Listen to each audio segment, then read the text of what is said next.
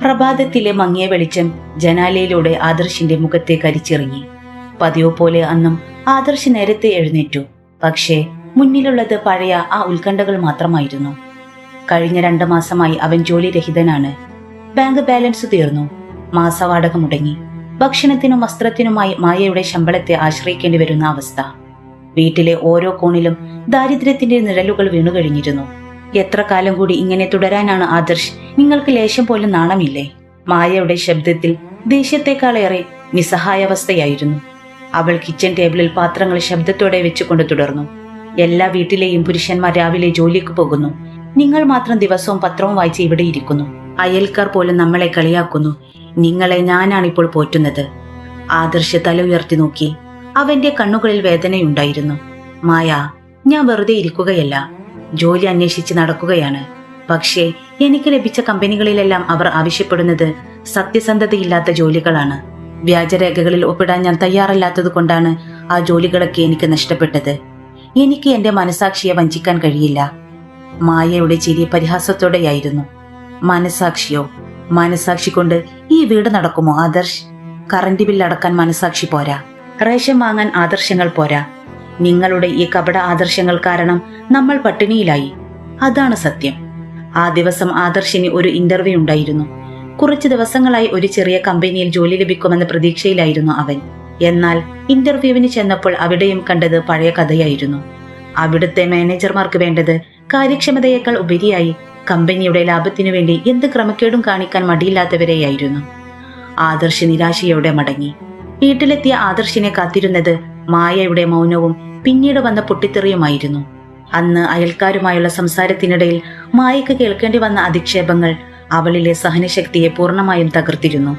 ആദർശിന്റെ സത്യസന്ധതയെ അവൾക്ക് ഇപ്പോൾ ഭാരമായി മാത്രം തോന്നി തുടങ്ങിയിരുന്നു.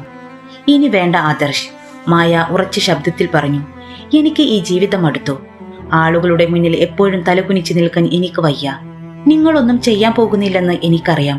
ഒന്നെങ്കിൽ പണമുണ്ടാക്കുക, അല്ലെങ്കിൽ ഈ വീട് വിട്ടു പോകുക. എനിക്ക് കുറച്ചുകൂടി അഭിമാനത്തോടെ ജീവിക്കണം. ആദർശ് സ്തബ്ധനായി പോയി. താൻ സ്നേഹിക്കുന്ന ഭാര്യയുടെ വാക്കുകൾ അവന്റെ ഹൃദയത്തെ വല്ലാതെ നോവിച്ചു. മായ, നമ്മൾ ഒരുമിച്ച് തുടങ്ങിയതല്ലേ? ഈ ചെറിയ പ്രതിസന്ധികൾ കടന്നു പോകും. എന്നെ ഒന്ന് വിശ്വസിക്കൂ. വിശ്വാസം കൊണ്ടൊന്നും വയറു നിറയില്ല ആദർശ്. അവൾ അലറി. നിങ്ങളുടെ ആദർശങ്ങളോടൊപ്പം നിങ്ങൾ തന്നെ ജീവിക്കൂ. എനിക്കിനി വയ്യ. ആദർശ് ആ നിമിഷം തിരിച്ചറിഞ്ഞു. മായക്ക് വേണ്ടത് ഒരു സുരക്ഷിതമായ ജീവിതമാണ്. അതിനായി അവൾക്ക് തന്റെ സത്യസന്ധതയെ ബലി നൽകേണ്ടി വന്നാലും അവൾക്ക് വിരോധമില്ല. എന്നാൽ ആദർശിനെ സംബന്ധിച്ചിടത്തോളം ഒരു മനുഷ്യന്റെ ഏറ്റവും വലിയ സമ്പാദ്യം അവന്റെ സ്വഭാവശുദ്ധിയാണ്. അവൻ പതിയെ എഴുന്നേറ്റു. തന്റെ വസ്ത്രങ്ങൾ ഒരു ബാഗിലേക്ക് ഒതുക്കുമ്പോൾ കണ്ണുനീർ തടയാൻ അവൻ പാടുപെട്ടു. വാതിൽപ്പടിയിൽ വെച്ച് അവൻ അവസാനമായി മായയെ നോക്കി. മായ അപ്പോൾ മുഖം തിരിച്ചു നിന്നു. മായ, ആദർശ് ഇടറിയ ശബ്ദത്തിൽ പറഞ്ഞു. ഇന്ന് നീ എന്നെ പുറത്താക്കുമ്പോൾ എന്റെ ഈ ജീവിത രീതിയെ നീ വെറുക്കുന്നുണ്ടാകാം. പക്ഷേ ഒന്ന് ഓർക്കുക, ഒരു മനുഷ്യന്റെ വില അവന്റെ പോക്കറ്റിലെ പണമല്ല, അവന്റെ സ്വഭാവമാണ്. ഒരു നാൾ നീ ഇത് മനസ്സിലാക്കും. അവൻ ആ വീടിന്റെ പടിയിറങ്ങി. പുറത്ത് ഇരുട്ട് പരന്നു തുടങ്ങിയിരുന്നു. തന്റെ കൈവശം ഒന്നുമില്ല, ജോലിയില്ല, താമസിക്കാനിടമില്ല. പക്ഷേ തന്റെ മനസാക്ഷി തന്നോട് പറഞ്ഞു, താൻ ചെയ്തത് ശരിയാണെന്ന്. ലോകം നിസ്സാരനെന്ന് വിളിക്കുന്ന ഈ മനുഷ്യൻ സ്വന്തം ആത്മാഭിമാനത്തെ സംരക്ഷിക്കാൻ വേണ്ടി വലിയൊരു പോരാട്ടത്തിന് തുടക്കം കുറിക്കുകയായിരുന്നു. തെരുവിലേക്കുള്ള ആദർശിന്റെ നടത്തം ലക്ഷ്യമില്ലാത്തതായിരുന്നെങ്കിലും അവന്റെ ഹൃദയം ഒരു വലിയ തീരുമാനത്തിൽ ഉറച്ചു നിന്നിരുന്നു. എന്ത് പ്രതിസന്ധി വന്നാലും താൻ തെറ്റായ വഴിയെ നടക്കില്ല. രാത്രിയുടെ നിശബ്ദതയിൽ ഒരു തെരുവ് വിളക്കിന് താഴെ അവൻ നിന്നപ്പോൾ അവൻ തന്നോട് തന്നെ പറഞ്ഞു, ഇതൊരു അവസാനമല്ല, എന്റെ യഥാർത്ഥ തിരിച്ചറിയലിന്റെ തുടക്കമാണ്. അതൊരു പുതിയ തുടക്കമായിരുന്നു. വരാനിരിക്കുന്ന വലിയ വിസ്മയങ്ങളെക്കുറിച്ചറിയാതെ സത്യത്തിന്റെ പാതയിൽ ഒറ്റയ്ക്ക് നടക്കാൻ അവൻ ധൈര്യം സംഭരിച്ചു. തന്റെ ആദർശങ്ങൾക്കും സത്യസന്ധതകൾക്കും വേണ്ടി സർവ്വതും നഷ്ടപ്പെടുത്തിയ ഒരു മനുഷ്യന്റെ പോരാട്ടം അവിടുന്ന് ആരംഭിക്കുകയായിരുന്നു. വീടിന്റെ പടിയിറങ്ങിയ ആദർശിന് മുന്നിൽ നഗരത്തിന്റെ തണുത്ത തെരുവുകൾ മാത്രം ബാക്കിയുണ്ടായിരുന്നു. എങ്ങോട്ട് പോകണം, എന്ത് ചെയ്യണമെന്നതിനെക്കുറിച്ച് യാതൊരു ധാരണയുമില്ലാതെ അവൻ വെറുതെ നടന്നു. കയ്യിലുണ്ടായിരുന്ന ചെറിയൊരു തുക വരാനിരിക്കുന്ന ദിവസങ്ങളിലേക്കുള്ള ഭക്ഷണത്തിനുള്ളത് മാത്രമായിരുന്നു. വിശപ്പിനേക്കാൾ ആദർശിനെ അലട്ടിയത് മായയുടെ വാക്കുകളായിരുന്നു. ഒരു പക്ഷേ ലോകത്തിന്റെ കണ്ണിൽ താനൊരു പരാജയമായിരിക്കാം. എന്നാൽ തന്റെ ആത്മാഭിമാനത്തെ പണയം വെച്ച് നേടുന്ന വിജയത്തേക്കാൾ നല്ലത് മാന്യമായ ഈ പരാജയമാണെന്ന് അവൻ മനസ്സിനെ ആശ്വസിപ്പിച്ചു. നഗരത്തിന്റെ തിരക്കുകൾക്ക് അല്പം വിട്ടുമാറി ഇരുൾ വീണ് കിടക്കുന്ന ഒരു വിജനമായ വഴിയിലൂടെ ആദർശ് നടക്കുമ്പോൾ ദൂരെ ഒരു ആൾക്കൂട്ടം കണ്ടു. കുറച്ചുകൂടി അടുത്തേക്ക് ചെന്നപ്പോൾ കണ്ട കാഴ്ച അവനെ ഞെട്ടിച്ചു. റോഡരികിൽ ഒരാൾ അബോധാവസ്ഥയിൽ കിടക്കുന്നു. ചുറ്റുമുള്ളവർ നോക്കി നിൽക്കുന്നുണ്ടെങ്കിലും ആരും അടുത്തേക്ക് പോകുന്നില്ല. ആധുനിക നഗര ജീവിതത്തിന്റെ ക്രൂരമായ യാഥാർത്ഥ്യം. ആരും ഒന്നും ചെയ്യാനില്ലാതെ കേവലം കാഴ്ചക്കാരായി അവിടെ നിൽക്കുന്നു. ആദർശ് ഒട്ടും ആലോചിച്ചില്ല. ഓടിച്ചെന്ന് അവൻ നിലത്ത് കിടക്കുന്ന ആ വയോധികന്റെ നാടിമിടിപ്പ് പരിശോധിച്ചു. ശ്വാസം വളരെ സാവധാനത്തിലാണ്. സമയം ഒട്ടും പാഴാക്കാനില്ലെന്ന് അവന് മനസ്സിലായി. അവൻ ചുറ്റുമുള്ളവരോട് സഹായം ചോദിച്ചെങ്കിലും ആരും പ്രതികരിച്ചില്ല. ഒടുവിൽ തനിയെ അയാളെ എടുത്തുയർത്തി സമീപത്തുള്ള ഒരു ടാക്സിയിൽ കയറ്റി. അപ്പോഴേക്കും ആ വയോധികന്റെ സ്ഥിതി വല്ലാതെ വഷളായിരുന്നു. ആശുപത്രിയിലേക്ക് പോകുന്ന വഴിയിൽ ആദർശ് വല്ലാതെ പ്രാർത്ഥിച്ചു. അപരിചിതനായ ഒരാളാണ്. എങ്കിലും ആ നിമിഷം അവന്റെ മനസ്സിൽ നിറഞ്ഞത് ആ മനുഷ്യനെ എങ്ങനെയെങ്കിലും രക്ഷിക്കണമെന്ന ചിന്തയായിരുന്നു. ആശുപത്രിയിൽ എത്തിയ ഉടനെ തന്നെ അത്യാഹിത വിഭാഗത്തിൽ പ്രവേശിപ്പിച്ചു. ഡോക്ടർമാർ ഓടി നടന്ന് പരിശോധനകൾ തുടങ്ങി. ആദർശ് പുറത്ത് ദൈവത്തിന്റെ മുന്നിലെന്ന പോലെ ഒരു കസേരയിൽ തളർന്നിരുന്നു. ഒടുവിൽ 1 മണിക്കൂറിന് ശേഷം ഡോക്ടർ പുറത്തിറങ്ങി. നിങ്ങൾ കൊണ്ടുവന്നത് കൃത്യസമയത്താണ്. അല്പം കൂടി വൈകിയിരുന്നെങ്കിൽ കാര്യങ്ങൾ വഷളായേനെ, ഡോക്ടർ പറഞ്ഞു. ആദർശിന് വലിയൊരു ആശ്വാസം തോന്നി. ആദർശ് അവിടെ ഉണ്ടായിരുന്ന ഒരു ബെഞ്ചിൽ സമാധാനത്തോടെ വിശ്രമിച്ചു. കുറച്ചു സമയത്തിന് ശേഷം വയോധികൻ ബോധം വീണ്ടെടുത്തു.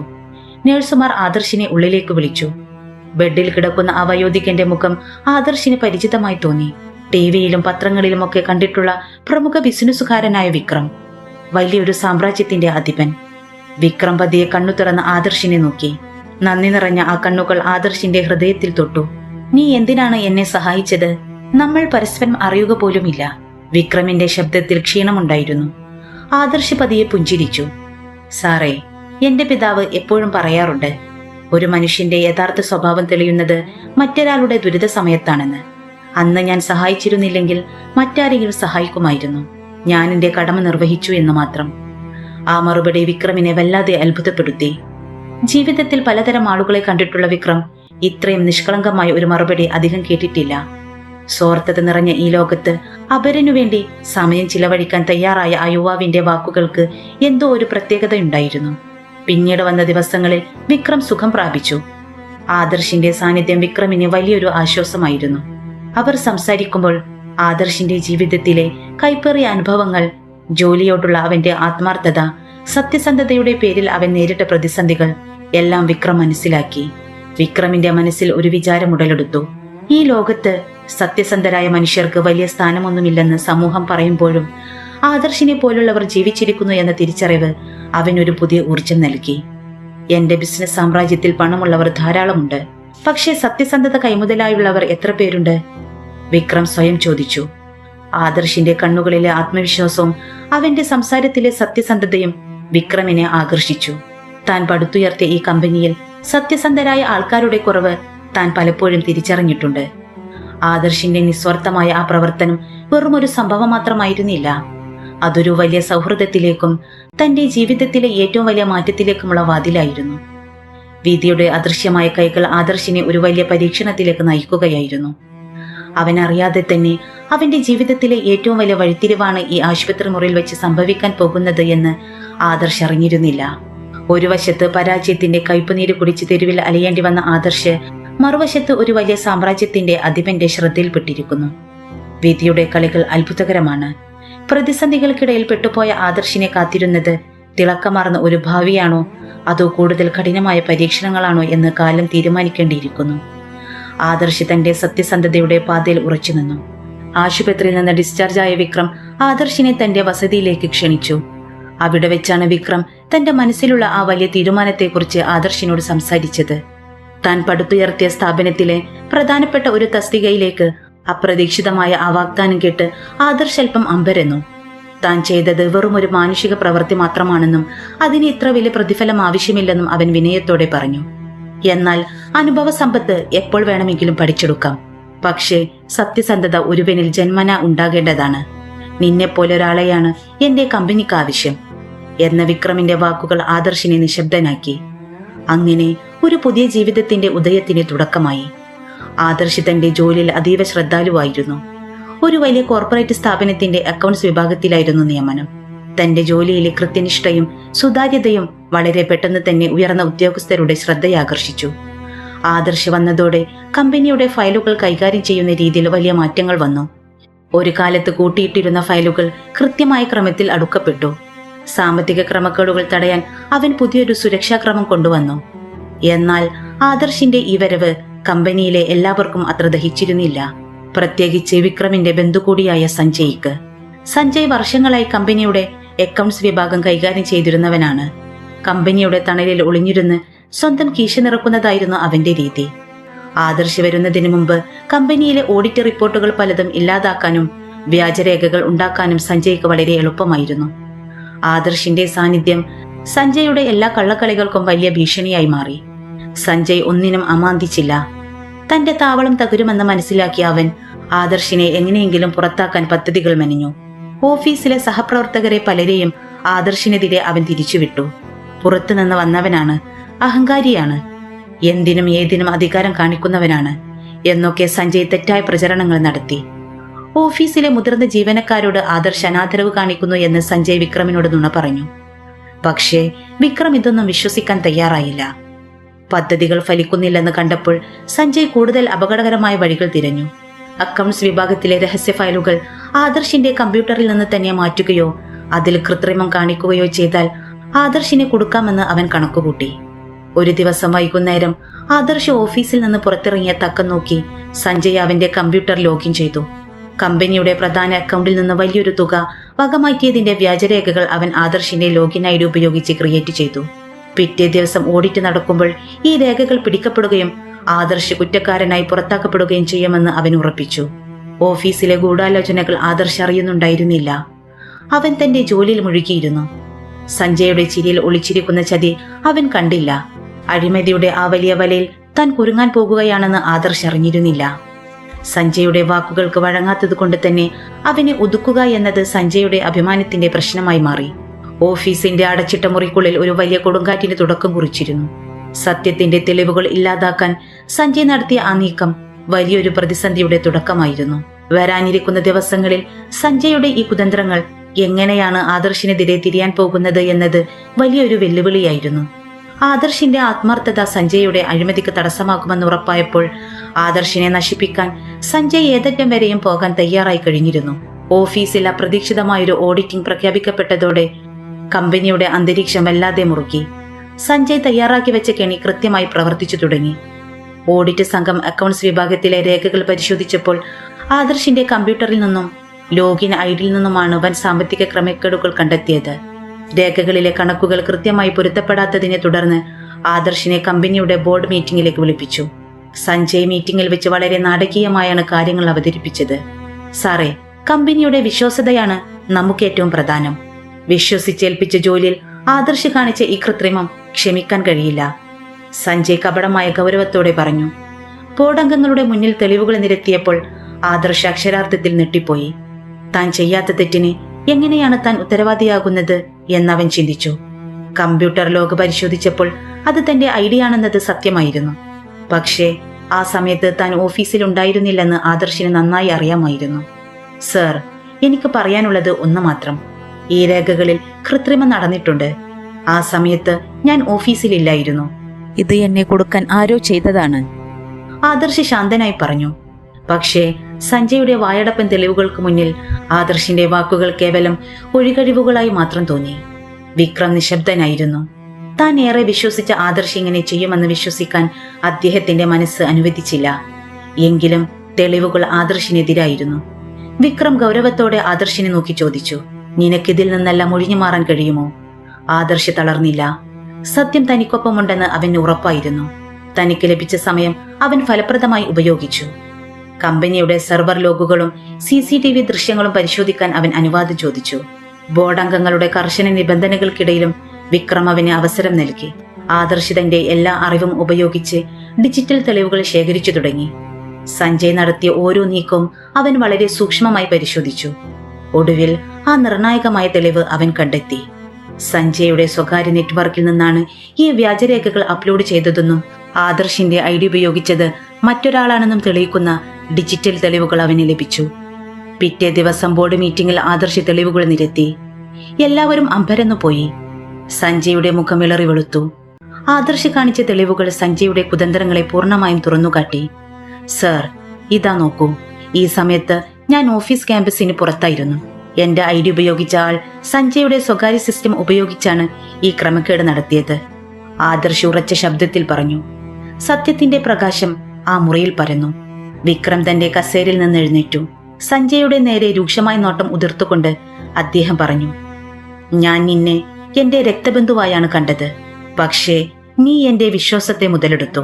ആദർശിന്റെ സത്യസന്ധതയെ ചോദ്യം ചെയ്യാൻ നിനക്കെന്ത് അവകാശമാണുള്ളത്? വിക്രം ചോദിച്ചു. സഞ്ജയ് കുറ്റസമ്മതം നടത്താൻ നിർബന്ധിതനായി. തന്റെ അഴിമതികളും കള്ളത്തരങ്ങളും പിടിക്കപ്പെട്ടതോടെ അവൻ നിസ്സഹായനായി. താൻ ചെയ്തതെല്ലാം ആദർശിന്റെ സത്യസന്ധതയ്ക്കും വർദ്ധിച്ചു വരുന്ന ജനപ്രീതിക്ക് മുന്നിലുള്ള അസൂയ കൊണ്ടാണെന്ന് അവൻ സമ്മതിച്ചു. ആദർശ് ഒരു കൊച്ചു മനുഷ്യനില്ലെന്നും ആദർശങ്ങൾക്ക് വേണ്ടി നിലകൊള്ളുന്ന വലിയൊരു വ്യക്തിത്വമാണെന്നും എല്ലാവർക്കും അപ്പോൾ ബോധ്യപ്പെട്ടു. വിക്രമിന് തന്റെ തെറ്റ് തിരിച്ചറിയാൻ കഴിഞ്ഞു. ആദർശിനെ സംശയത്തിന്റെ കണ്ണോടെ നോക്കിയതിന് വിക്രം ഖേദം പ്രകടിപ്പിച്ചു. ആദർശ് ആ സമയത്ത് കാണിച്ച മനസാന്നിധ്യം വലിയൊരു പാഠമായിരുന്നു. തെളിവുകൾക്ക് മുന്നിൽ സത്യം ജയിക്കുമെന്നത് വെറുമൊരു വാക്കല്ല, അത് പ്രവൃത്തിയിലൂടെ ആദർശ് തെളിയിച്ചു. അഴിമതിയുടെ കരിനിഴലിൽ നിന്ന് ആദർശ് പുറത്തു വന്നു. ഓഫീസിലെ സഹപ്രവർത്തകരും ബോർഡംഗങ്ങളും ആദർശിന്റെ നേരെ ബഹുമാനത്തോടെ നോക്കി. സഞ്ജയുടെ കള്ളക്കളികൾ അവസാനിച്ചതോടെ കമ്പനിയിൽ പുതിയൊരു സമാധാന അന്തരീക്ഷം രൂപപ്പെട്ടു. ഇതൊരു വിജയത്തിന്റെ തുടക്കമായിരുന്നു. സത്യത്തിന്റെ പാതയിൽ സഞ്ചരിക്കുമ്പോൾ കല്ലും മുള്ളും ഉണ്ടാകുമെങ്കിലും ലക്ഷ്യത്തിലെത്തുന്നത് സത്യസന്ധത മാത്രമായിരിക്കുമെന്ന് ആദർശ് വീണ്ടും തെളിയിച്ചു.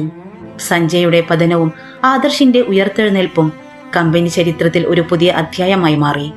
വിശ്വസിച്ചവരിൽ നിന്ന് നേരിടേണ്ടി വന്ന ഈ വലിയ വഞ്ചനയ്ക്കിടയിലും പതറാതെ പിടിച്ചുനിന്ന ആദർശിന്റെ കരുത്ത് എല്ലാവർക്കും പ്രചോദനമായി. സത്യം ജയിച്ചു, കള്ളം തോറ്റു.